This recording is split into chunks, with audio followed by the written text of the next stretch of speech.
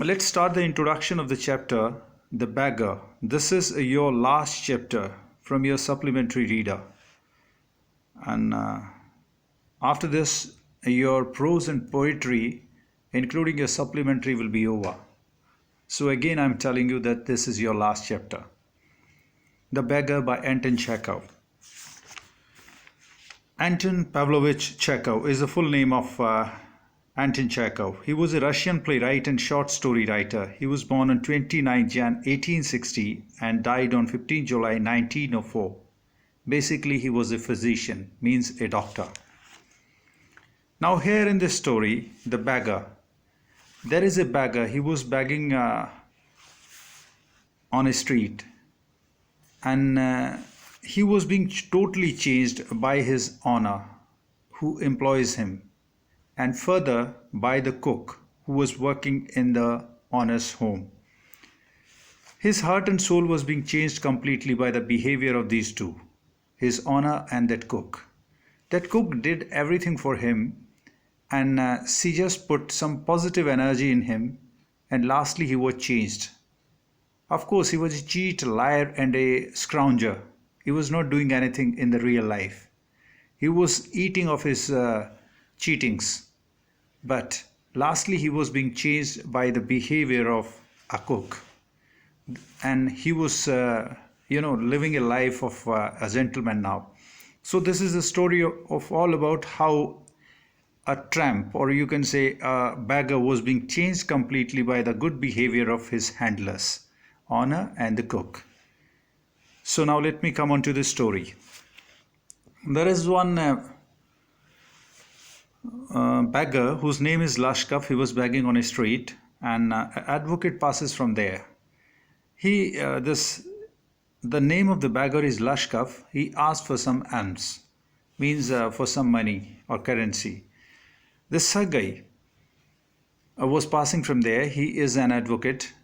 He recognizes him that yes, at the last time I saw you at that particular street, and you were saying that you were it means you were giving me some certain other excuses. Lastly, Lashkov was being forced to tell the truth, and he told that yes, I am the same guy. I was working in a Russian band and I was being thrown from there. So Sergei brought him to his home and gives him some work, especially of wood chopping. Olga is another handler who is working as a cook in Sergei's home. She found him a very careless, negligent, and a very, you can say, very feeble person who has not been able to do anything. And lastly, she does everything for him. This Lashkov gets regular payments of his visits of wood chopping by virtue of Olga. So after passing certain time of 2-3 years there, then this Sergei advocate gives him some reference and sends him to one of his friend for some further task. That yes, there is some writing work. I want to put you there as you are a sincere one. I want to put there you in the writing work. So Sergei sends him to one of his friend. And after that one, this Lashkov never comes to him. After 2 or 3 years gap, one day when this Sergei, lawyer, advocate, was there on the window of one theater, he saw one gentleman who was wearing some good clothes, and he recognizes that he is Lashkov. He asks Lashkov that how is he and everything, and he tells that, sir, I'm now doing well in my life, and now I'm a notary and earning 35 rubles a month. And I'm very thankful to you, sir, that you have put me on the right track. You gave me your love and affection, and a very good behavior changed me. But it was not, in fact, you, that was your cook, who just put me on the right track. She was doing everything for me. Her kind behavior and in-depth feeling towards me had changed me. It was your cook, Olga, that changed me completely. So he was astonished that yes, this Mr. Sergei was really astonished that Olga was the person behind his his transformation. So this was the story all about. Now let me cover this narration in Hindi also.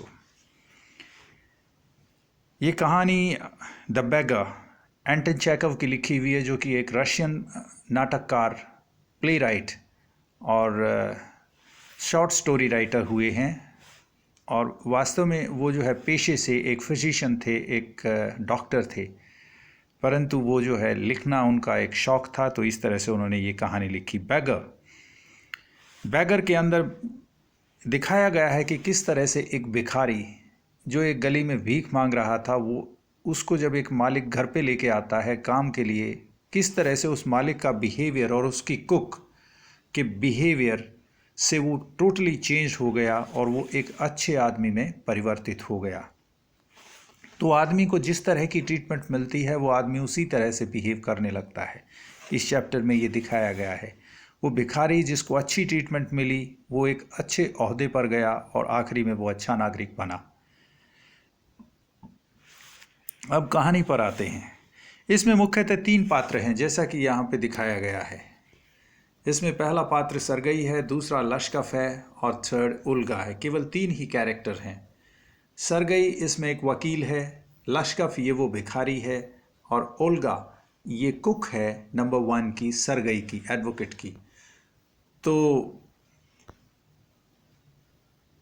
ये लश्कफ एक गली के अंदर भीख मांग रहा होता है और वहाँ से सरगई गुजरता है, एडवोकेट। तो वो उसको बोलता है कि मुझे भीख दे दीजिए और इस तरह से कुछ एक्सक्यूज़ेस देता है, परंतु सरगई उसको पहचान लेता है। बोलता है पिछली बारी जब तुम मिले थे तो तुम कह रहे थे कुछ और आज कुछ और कह रहे हो। जब वो उस पर दबाव देता है, मैं कहानी को शॉर्ट में लूँगा क्योंकि मैं इसका इंटरप्रिटेशन भी दूंगा तो कहानी आपको पूर्ण रूप से वहाँ पर भी मिल जाएगी, इसलिए मैं अपनी कहानी को इसमें शॉर्ट रखूँगा। सरगई उसके जूतों की वजह से उसको पहचान लेता है और उस पर दबाव देता है कि नहीं तू सच बोल, नहीं तो मैं तुझे पुलिस के हवाले कर दूंगा। और वो उसको सच बताता है कि मुझे जो है एक रूस के एक बैंड पार्टी के अंदर मैं जो है कुछ गाना बजाना करता था और वहाँ से ज़्यादा दारू पीने की वजह से मुझे जो है भगा दिया गया है। अब सरगई लश्कफ को अपने घर पर लेके आता है और उसको लकड़ी काटने का काम देता है। जो कोल्ड कंट्रीज़ होते हैं वहाँ लकड़ी काटना भी जो है एक काम के अंदर शामिल होता है।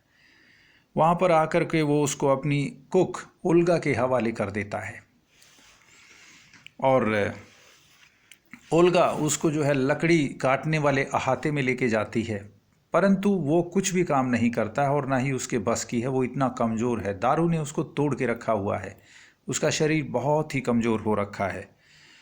तो आखिरी में उल्गा ही उसके लिए सारी लकड़ियाँ वगैरह काटती थी। बीच में कुछ और काम भी मिलता है लश्कफ को, उसके लिए वो कभी आधा रूबल कभी 1 रूबल और इस तरह से वो काम करके अपना लेके चला जाता है आराम से। इसका व्यवहार बहुत ही जो है शालीन और बहुत शांत रहा लश्कफ का, इसने कभी गुस्सा नहीं दिखाया।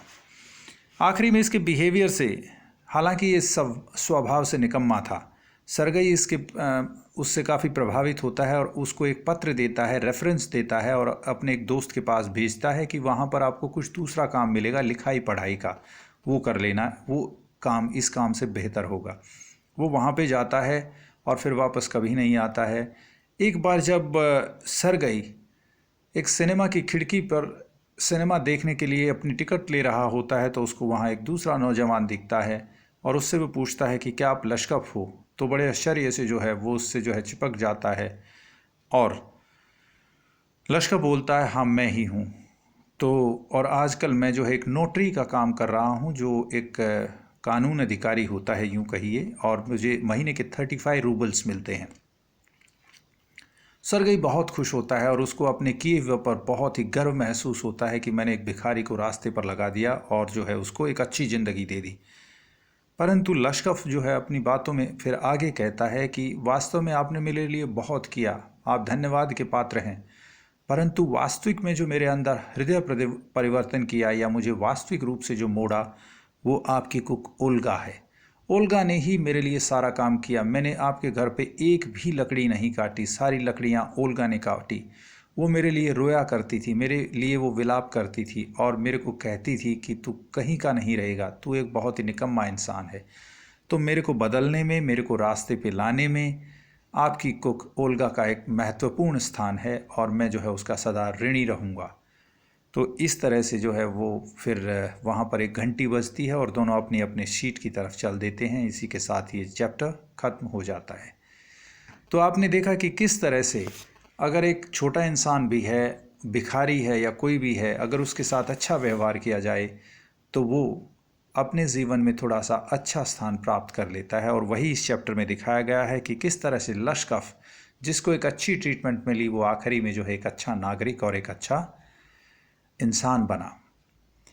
तो with this I finish this one, and I'll continue with my interpretations. Interpretations most probably will be in 2 parts and may extend into 3 parts. So just wait for my next thing.